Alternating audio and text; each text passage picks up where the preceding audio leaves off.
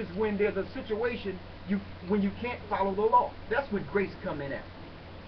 Grace is not an excuse to break God's law. Read. Verse 18.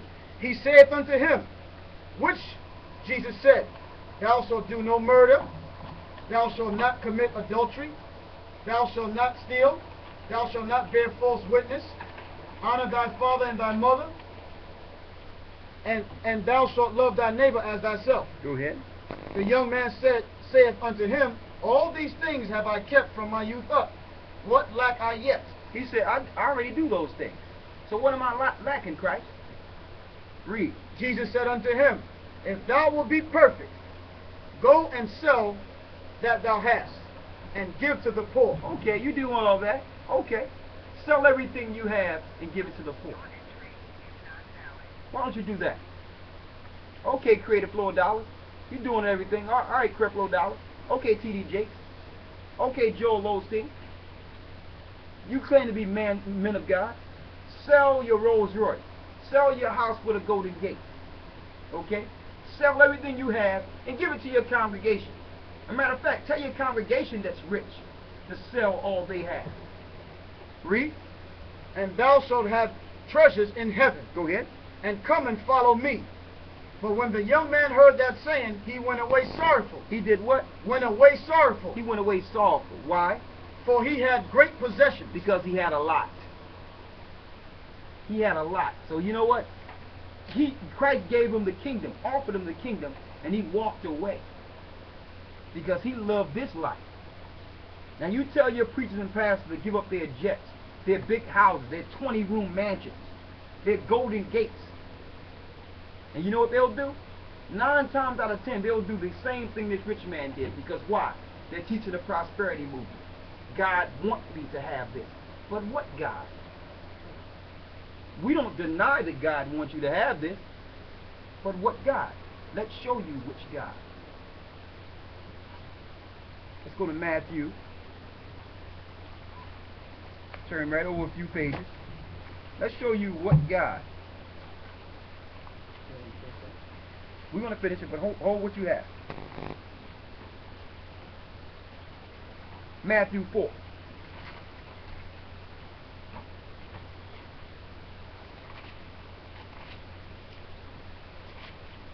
Right? Matthew 4, and read the 8th verse.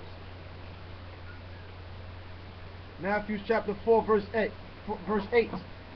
Again, the devil taketh him up into the exceeding high mountain, and showeth him all the kingdoms of the world, and the glory of them. Go ahead. And said unto him, all these things will I give thee, if thou wilt fall down and worship me. Read that again. And he said unto him, the first verse. I mean, where you left off at. The 8th verse. Again. Again, and the devil taketh him up into an exceeding high mountain, and showeth him all the kingdoms of the world, and the glory of them. So Satan took Christ up into the high mountain and showed him all the glory of the world. So guess who owned the money? Guess who owned the riches? Satan. It must have been Satan if he could offer it to who? To Christ. So we don't deny that a God is offering these pastors that money and these finances, because he offered it to Christ. He offered them all the glory of these kingdoms. Read. Verse 9. And saith unto him, all these things will I give thee, if thou wilt fall down and worship me. I'll give you everything if you bow down. I give you it all, Christ. What did Christ say? Then Jesus saith unto him, get thee hence, Satan. Get away from me, Satan. Read. For it is written, thou shalt worship the Lord thy God, and him only shalt thou serve. I'm only going to serve the Most High God. I will never serve you. Okay? So yeah, Satan have a kingdom to give. Why? Need you to hold where you are in Matthew the 19th. You still have that, right? And go to Job 9 and 24.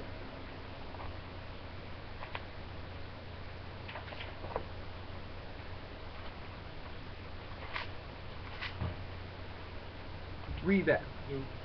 Job chapter 9, verse 24. There you go. The earth is given into the hand of the wicked. Who's controlling the earth? Satan. Read. He covered the faces of the judges thereof. And the judges are lying to the people because Satan has covered them.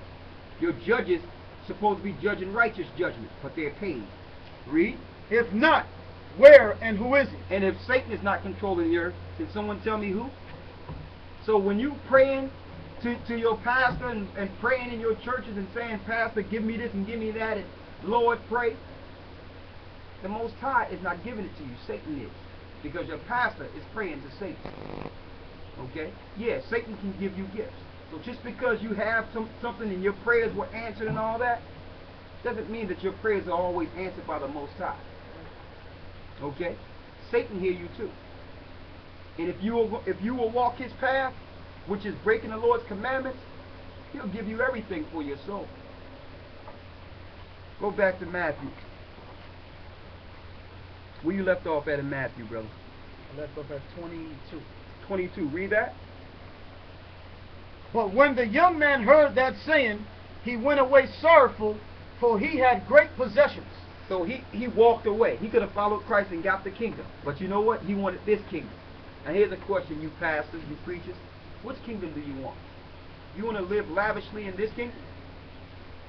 No? You want to live lavishly in this kingdom? Or do you want to give up this kingdom for the kingdom to come? Read on. Verse 24, verse 23. Then said Jesus unto his disciples. Use Yeshua, that's his name. Then said Yeshua unto his disciples, Verily I say unto you, that a rich man shall hardly enter into the kingdom of heaven. So who's going to be chasing these riches? If a rich man can hardly make it into the kingdom, how can you teach prosperity? If a rich man can hardly make it into the kingdom of heaven, Christ is coming for the meek, for the poor. And I see a lot of these people putting their money out, sacrificing themselves, even sacrificing their health, so that their preachers can get these big buildings, like the Sharon Baptist, the E9 Baptist, like the Joel Osteen cathedrals. And they say, my church, my church, my church. That's not your church. Who does that church belong to? The guy whose name is on the deed. Your pastor. Okay? Your pastor is taking out loans, second and third loans on that real estate, taking his children all over the earth. That's not your church. Okay? That's where he's taking that money from. You're getting in there, look at my church. That's not your church. Try to take out a loan on it and see what happens. Okay? Read. Verse 24. And again I say unto you, it is easier for a camel to go through the eye of a needle than for a rich man to enter into the kingdom of God. It's impossible. That's why the Lord told his disciples, charge the rich. Charge them. He didn't say charge the poor. It was the rich he said charge. Because they holding on to everything, and the poor are suffering. The poor are suffering. You know who's upholding these churches? The poor. Because the poor need something. They need a blessing. So they think, listen, if I give up my last dime, maybe the Lord will give me something. That's what the preachers are selling them. That's soothsaying. Okay, that's fortune telling. That's like going to a fortune teller and say, listen, tell me my future. So they surround their gospel around your needs. Oh, there's somebody out there who has, oh, somebody just went to jail in your family. You need a good lawyer. I think the Lord is telling me you need a good lawyer. This is things you're hearing on TV. Oh, I feel hope. Somebody is about to get put out. Everyone is about to get put out. You know what the economy is, what's happening with the economy? Somebody needs money. I see a house in your future. These guys are fortune tellers, pimps turned preachers. Okay? Read on. What verse? 19 and what?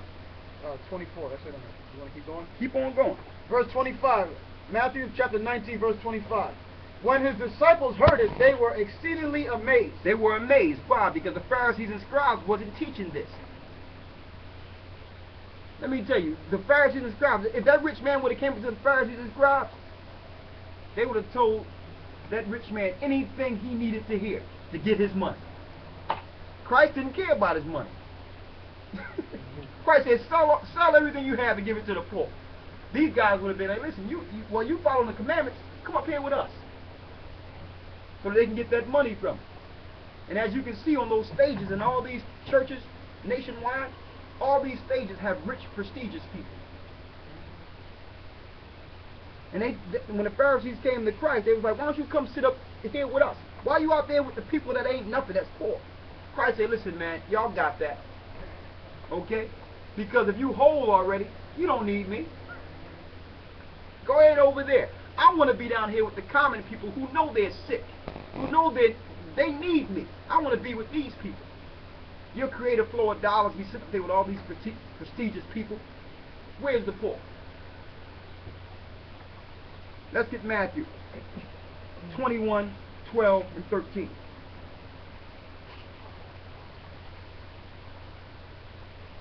Read. And Yeshua, go ahead.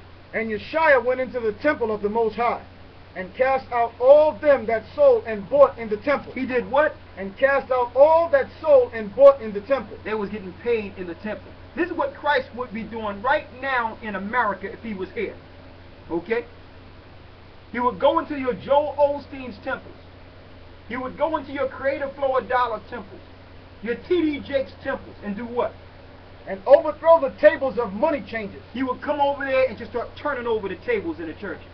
Why? And the seats of them that sold doves. Then check that out. They had something set up in the churches where if you wanted to do a sacrifice, you had to go buy the sacrifice, then pay the priest to do the sacrifice for you. This is what was going on back then. There's nothing new under the sun, folks. Same thing. When these preachers be up there on those stages, they be watching and see who has the money. That's why they have you put it in an envelope with your name on it. They want to know who's giving the most money so they can link into them. They have envelopes with names, what it is, and then you have to put your phone number down, and they give it to the people, and they look and say, listen, I need you to call these people right here. This guy right here, call him, call him. I want him to be in our higher ministry. I want to give him a ministry in this class, because they're giving money. That's what they do. Read verse 13. And said unto them, it is written, my house shall be called the house of prayer, but ye have made it a den of thieves. You have made it a den of thieves. Y'all been stealing, man. You pastors, you've been stealing. People should go to church strictly for prayer and to connect to the Most High. No other reason. Now, should people pay tithes? Yes, they should pay tithes, but not to thieves.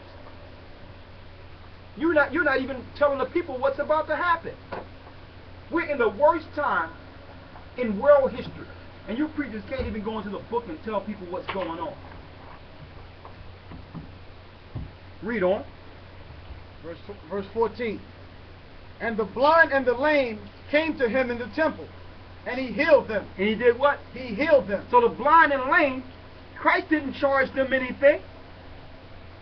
He went straight to the poor and started healing the people that was in the church, because these guys was getting paid off of it. Oh, you want to see? Okay, I need you to, somebody walk him over there.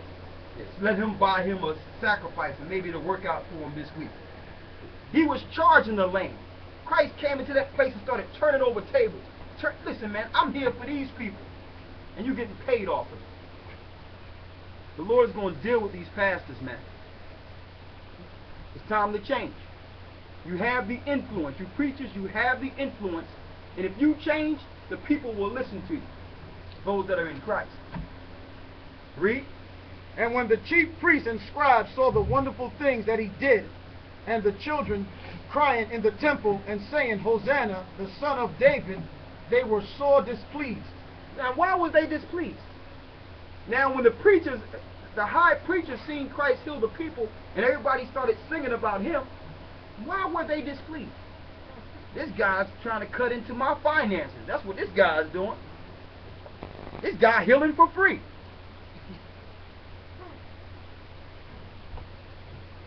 You know how much we can get paid off of that? That's what goes on. So I'm going to ask you, is Christ in your church? More scriptures. Go to Exodus